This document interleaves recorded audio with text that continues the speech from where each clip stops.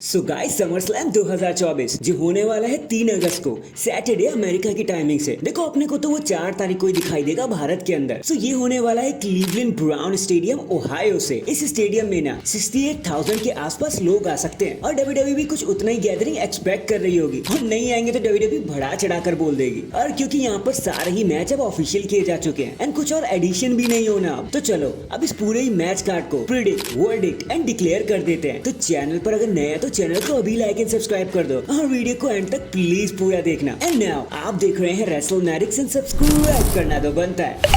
चीजें स्टार्ट कर लेते हैं नाइट के सबसे लैकलस्टर मैच से, which is Bayley versus Nia Jax for the WWE women's championship. भाई देखो ये हमने नहीं कहा बल्कि ये तो लोग कह रहे हैं। और अगर रूमर्स की बात कर ली जाए तो नाया जैक्स अभी फेमस बनी हुई है, फेवरेट बनी हुई है कि वो ही इस मैच को जीत के सामने आएंगी और फाइनली चैंपियन बन जाएंगी। बट हमारी प्रेडिक्शन तो कुछ और ही कहेगी, क्योंकि हमारा ये मानना है कि इसको एक्साइटमेंट देने के लिए एक कैश इन जरूर प्लान किया जाएगा और वहीं पर सारा खेल बदल के रह जाने वाला है। क्योंकि अगर टिफिनी ब्रीफ केस लेकर वहाँ आ जाती है, जो कि वो आएंगी, सबका ऐसा मानना है, तो उन्हें कोई नहीं रोक सकता नया चैंपियन बनने के लिए। इसलिए हमारी प्रेडिक्शन टिफिनी स्ट्रैटन के साथ रहने वाली है, क्योंकि वो ही अपना कैशिंग करेंगी और सक्सेसफुली कैशिंग करके चैंपियनशिप को अपने साथ ले जाएंगी। So hashtag it's tiffy time. Next for the intercontinental championship, जहां सैमी ज़ेन अपनी चैंपियनशिप को डिफेंड करेंगे against a badass Bron Breakker. And trust me, यहाँ मैं आपका ज्यादा टाइम नहीं लूंगा, क्योंकि इस मैच को स्ट्रेट जीत जाने वाले हैं ब्रॉन ब्रेकर एंड वही आईसी चैंपियनशिप जीतकर हम सभी के सामने आएंगे। क्योंकि अब कोई सेंस ही नहीं बन रहा कि डब्ल्यूडब्ल्यूई उनको हरवा दे कैसे भी करके और सीधा सीधा। इसलिए हमारी प्रेडिक्शन भी ब्रॉन ब्रेकर के साथ ही रहेगी कि वो अपने पावर का गेम दिखा के फाइनली इंटरकॉन्टिनेंटल चैंपियनशिप को कैप्चर कर ही लेंगे। इसके बाद for the United states championship, so called longest champion Logan Paul अपने टाइटल को डिफेंड करने वाले हैं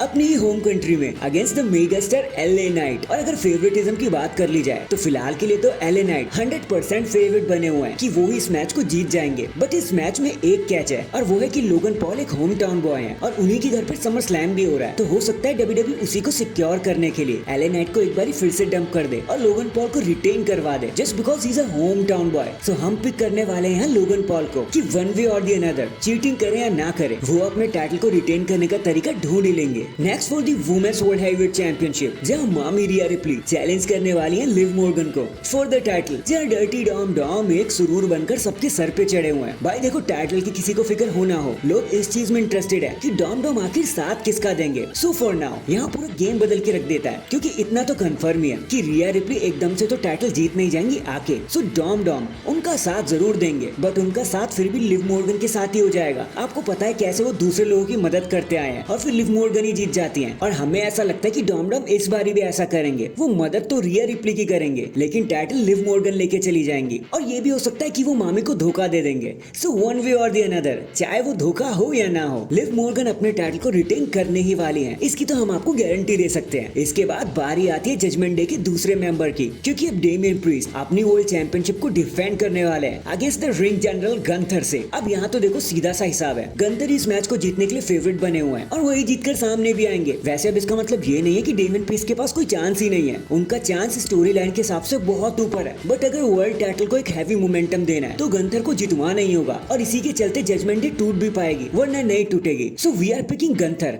कि वो ही न्यू वर्ल्ड चैंपियन बनके हम सभी के सामने आएंगे। इतना तो यहाँ से हम कह ही सकते हैं। अब अगला जो मैच है ना, उसे किसी टाइटल की जरूरत ही नहीं है, क्योंकि सीएम पंक पूरे 10 साल बाद डब्ल्यूडब्ल्यूई रिंग में एक सिंगल्स मैच के लिए वापसी कर रहे हैं, वो भी अगेंस्ट ड्रू मैकिंटायर। एंड क्योंकि सेथ रॉलिंस होने वाले हैं द स्पेशल गेस्ट रेफरी, तो अब विनर चुनना बहुत ज्यादा इम्पॉसिबल हो जाता है, क्लोज टू डिफिकल्ट है, क्योंकि दोनों के ही पास पूरे रीजन बने हुए हैं कि वो मैच जीत जाए। इसलिए हम किसी को भी पिक नहीं कर रहे, किसी को भी नहीं चूज कर रहे हम। और हम बताते हैं ऐसा क्यों, क्योंकि कोई विनर होने ही नहीं वाला। एंड रीजन इज सिंपल, क्योंकि पहली बार तो डब्ल्यूडब्ल्यूई एक विनर चूज करेगी ही नहीं, क्योंकि अगर फर्स्ट टाइम में कोई विनर आ जाएगा तो उसकी राइवलरी को लंबा कैसे घसीटना है। ये एक दिन में खत्म होने वाली राइवलरी नहीं है, सालों साल खिंचेगी। ऊपर से ये दोनों सेथ रॉलिंस से वैसे ही दुश्मनी करते हैं और हमें तो ये भी लगता है कि सेथ रॉलिंस तो खुद इस मैच में लड़ने के लिए उतर जाएंगे एंड इसी वजह से शायद इस मैच में कोई विनर ही ना हो। बाकी स्टिल अगर कुछ चुनना पड़े तो हम सीएम पंक के साथ ही जाएंगे, क्योंकि इतने टाइम बाद वो एक पेपर व्यू में आ रहे हैं, डब्ल्यूडब्ल्यूई के साथ आ रहे हैं, तो we do not think so कि डब्ल्यूडब्ल्यूई उनको हरा देगी। हाँ, ड्रू मैकिंटायर एक और लॉस जरूर ले सकते हैं, बट स्टिल हम फिर भी यही कहेंगे कि मैच एक ड्रॉ की कंडीशन पे रहेगा और अगर विनर चुनना हो तो चलो सीएम पंक को चुन लेते हैं। And in the and